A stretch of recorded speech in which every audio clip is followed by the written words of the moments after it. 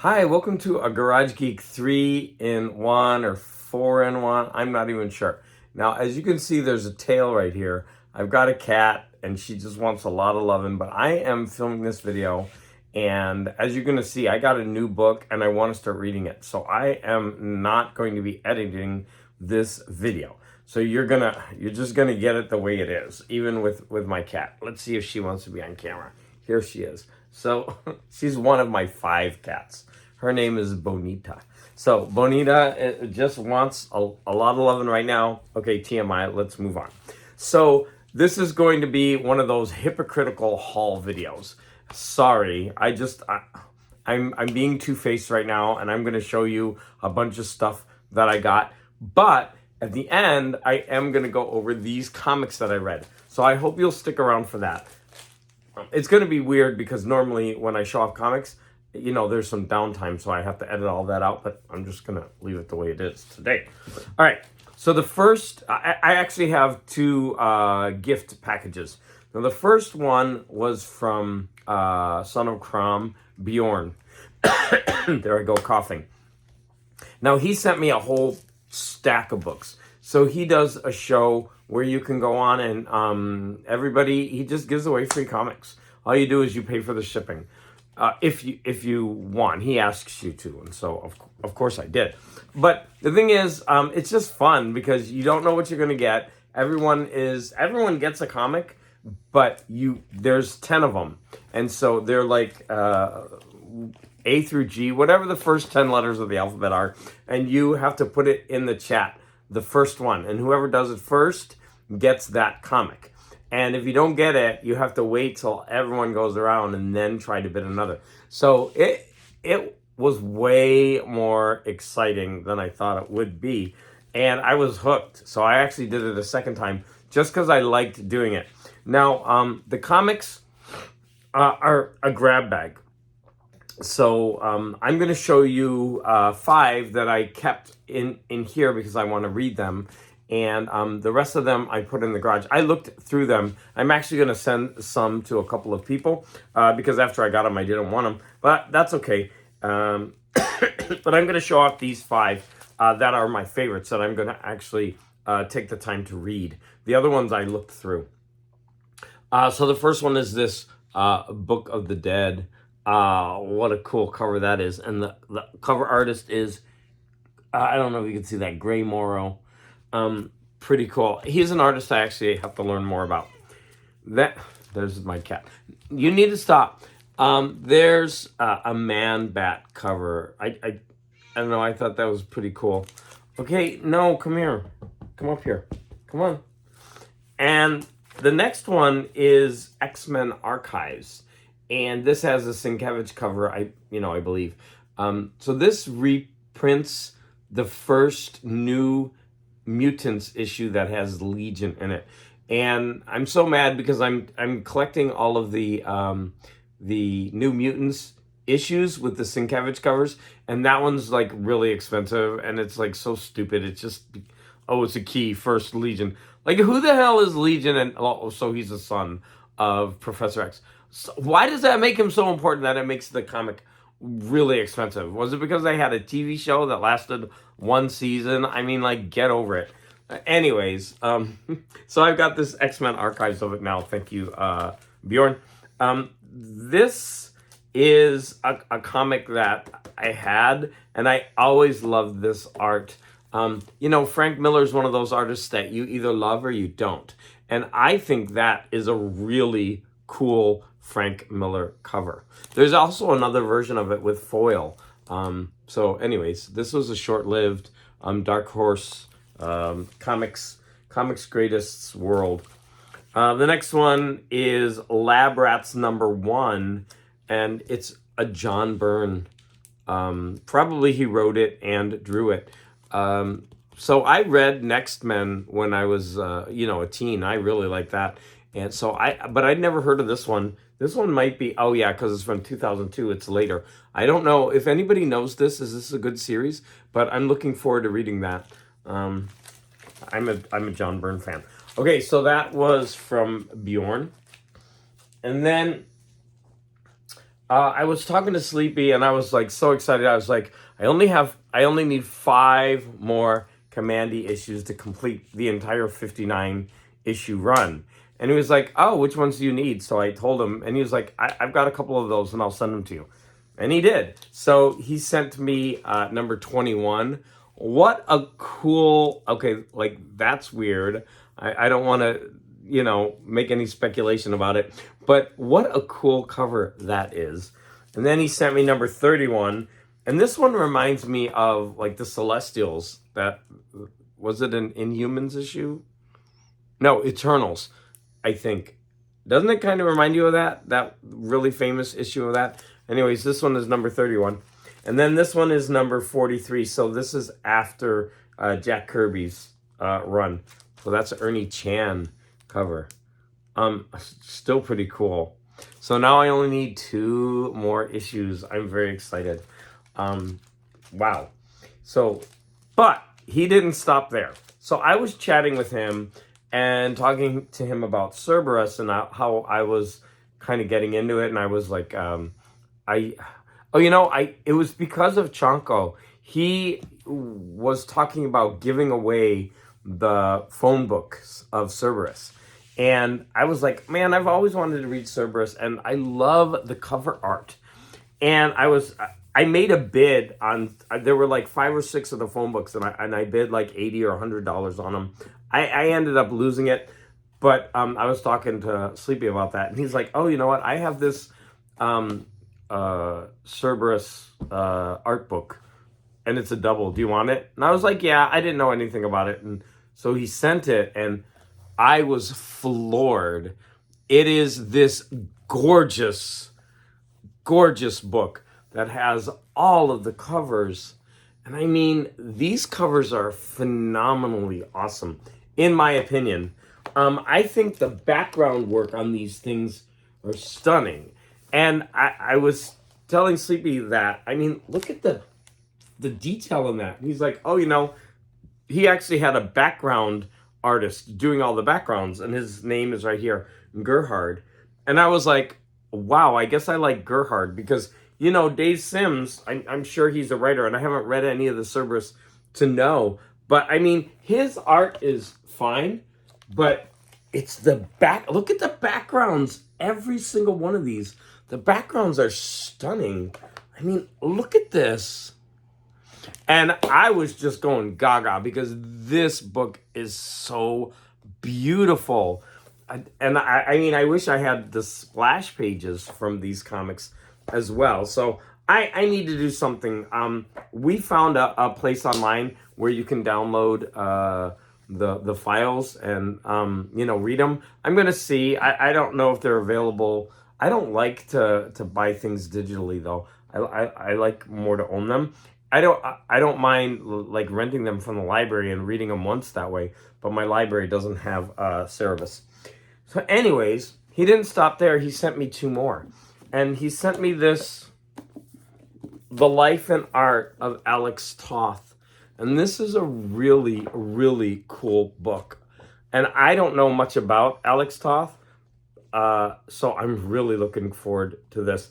But now there were some pretty funny pictures. I hope I can find it. Hold on. Where is he? And there's some sad things. Like, it's later in life, too, and what happens when he was, after his death. And I don't know. Maybe that's not going to be so much fun to read. But sorry, I'm flipping through this because I want to show you some of the there's this one, like, look at this stuff. It's so awesome. There's a picture of him and his wife in... and it's such a funny picture. Not funny bad. It's just of its time, and it's pretty hilarious. Gosh, why can't I find it? Oh, this is unedited. I gotta find it. Oh man, I'm gonna be kicking myself that I can't find that to show everybody. Oh, one more flip through. Oh, here I found it.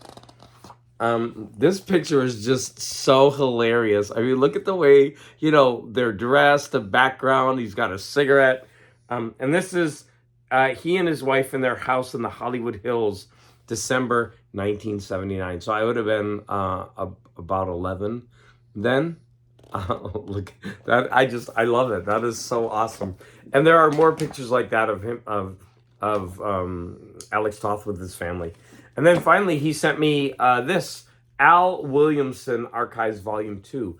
It's a very thin volume, but it looks like, I mean, it's on gorgeous paper, and it's just all of these inks and prints that he did. A lot of it not done. So this is like a real artist's edition. A collection, they're calling it a collection of preliminaries. So I was like really blown away because this art stuff, and he said these are all doubles that he mistakenly gotten. And so, I mean, these things are just gorgeous. But this really blew me away. I'm going to be staring at this thing for hours because I just think the background, I mean, every one of these, like, look at this. Each one of them is like this gorgeous piece of art. Anyways, let me move on. Like, Sleepy, that was phenomenal. Thank you. I mean, all of that stuff is cool. Just getting the 3 Commandy issues was enough. But that Cerebus book, wow. Okay, so I got an Amazon package, and I thought I would just show off what I bought. So that's bad. So I bought this Warner Archive Collections. It was on sale, The Return of Dr. X. Now, the reason I really like these Warner Archive Collections, and I want to start buying more, is the curator, I've seen him online on somebody's channel. The curator, they're the more recent ones, they always pair a couple of cartoons with the movie because they want to make it like a movie-going experience.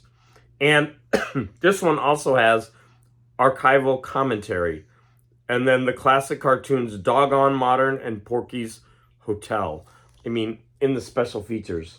And I just thought that's a really cool idea that they're adding cartoons to the beginning of all of their Warner Archives. Now, the older ones don't have that, but the newer ones do. And they make it more like a movie-going experience. I mean, that's so cool. Then I got Colum Toibin's book, Long Island. And I bought the hardcover of this because I loved Brooklyn so much. My husband loved it. We loved the movie.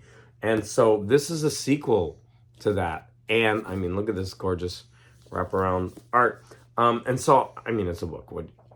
I don't know why I'm showing you the interior. Words, people, words. But I'm very looking forward to actually sitting down and reading this. I'm sure it's going to be awesome. I love his writing. Next, I bought this 50th anniversary edition of Carrie. Now, the next one, which is Salem's Lot.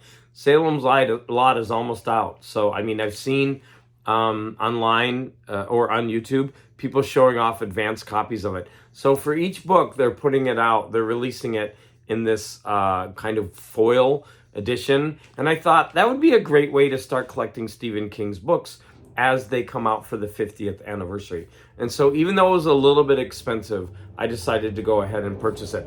And it's way shorter than I thought. I mean, than I remember. I mean, the writing is gigantic. That's so unlike Stephen King, who just like, it's like a word dump when you read Stephen King books.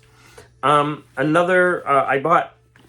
got The Immortal Thor to complete the first 4 because this is the one that they didn't have when I originally ordered it, and then it was out of stock, so I had to get it somewhere else.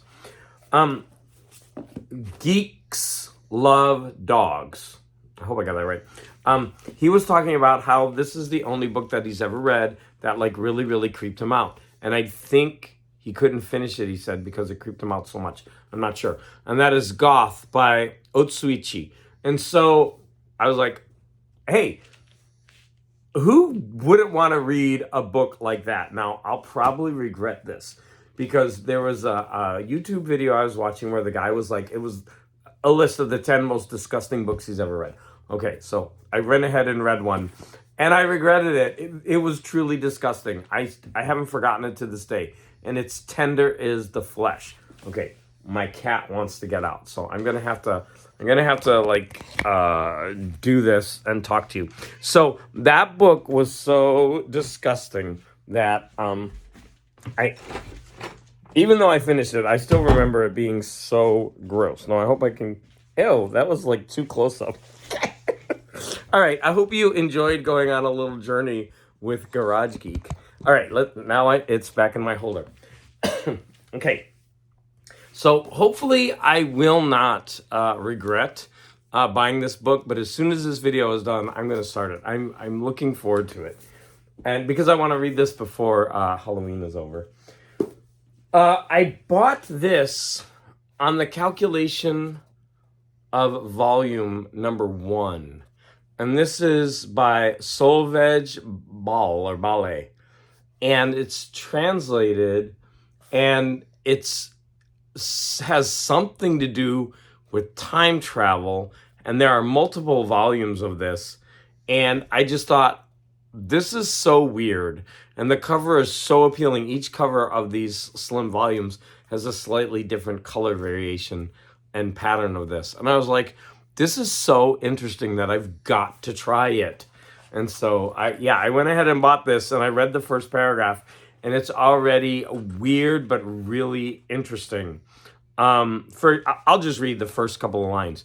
There is someone in the house, heard as he moves around the room upstairs, when he gets out of bed or when he goes down the stairs and into the kitchen.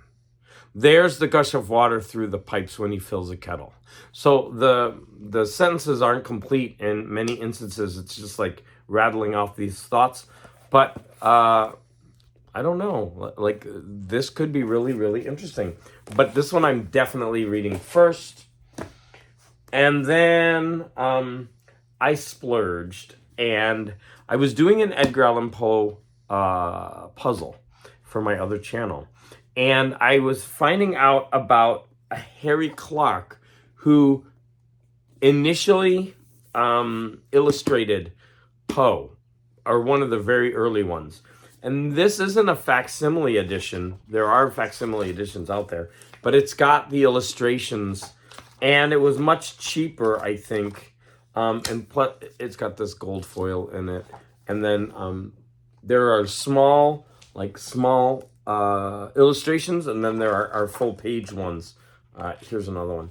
So I don't know. I was very curious. I couldn't see anything on YouTube about what this really looked on the inside, and so I was curious as to see what this looks like. Now, I'm thinking that these illustrations are much smaller and darker than the original ones. I'm just not sure of that, because I mean, look at this. That's a really cool drawing, but it looks like it's a little too dark, right? So I don't know. I'm going to have to do a little research on that. And the writing is pretty small. I don't mind that. But there was one that was in the puzzle. I hope I can find. Well, this one's cool. So I wanted that kind of vintage feel for Edgar Allan Poe, and I ran ahead and bought this new, and I'm looking forward to, maybe reading a couple of the stories in this book before Halloween. I mean, if I have time, we'll see. Okay, next, I got some comics in the mail, so I'll go over the comics, and I feel like, I'm just kind of showing off.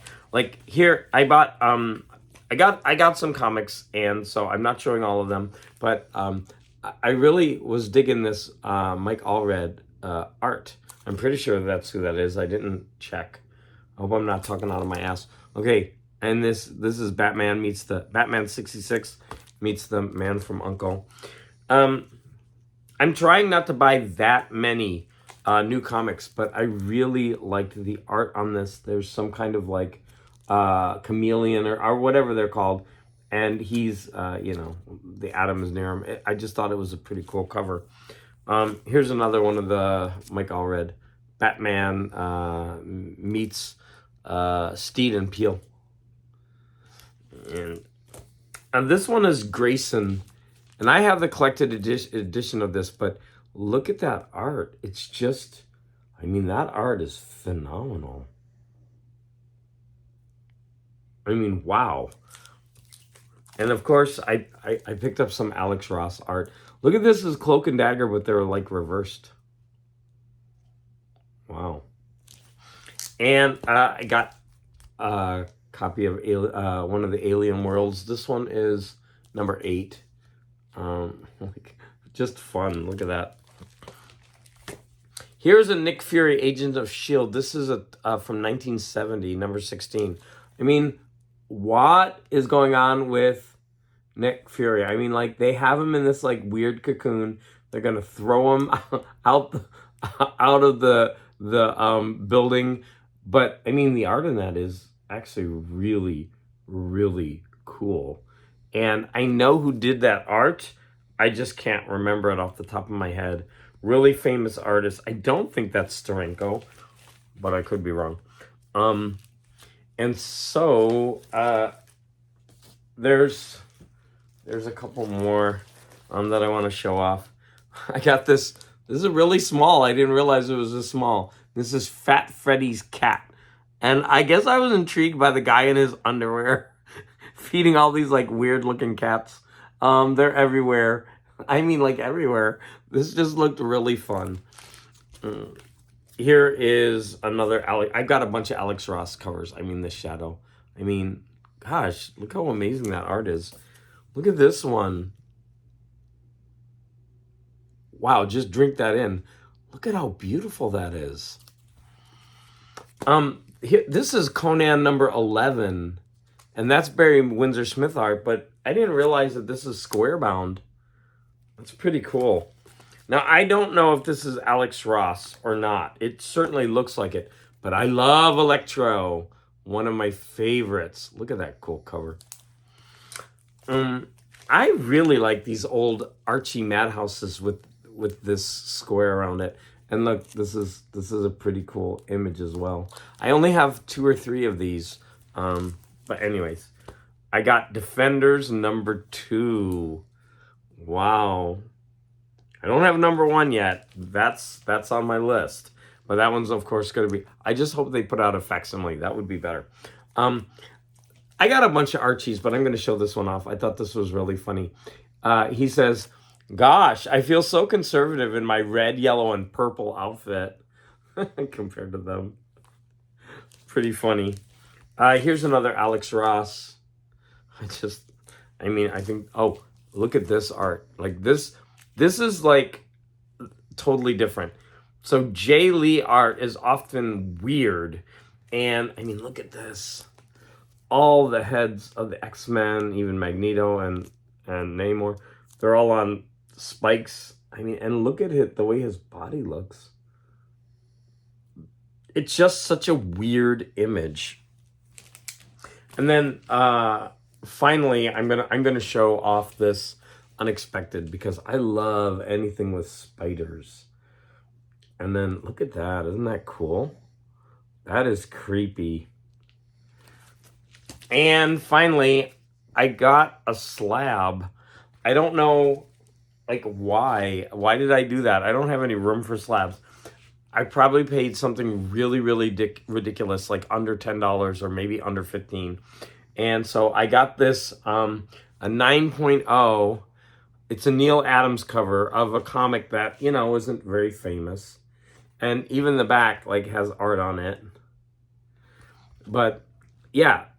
But what I'm going to say is that I'm really surprised at how cheap these things are looking. Now, they used to look much nicer. And I'm not saying it doesn't feel sturdy, but, oh, actually, I can open it up a little bit. I don't know if shouldn't they be airtight? Maybe that's why I got it so cheap. I don't know.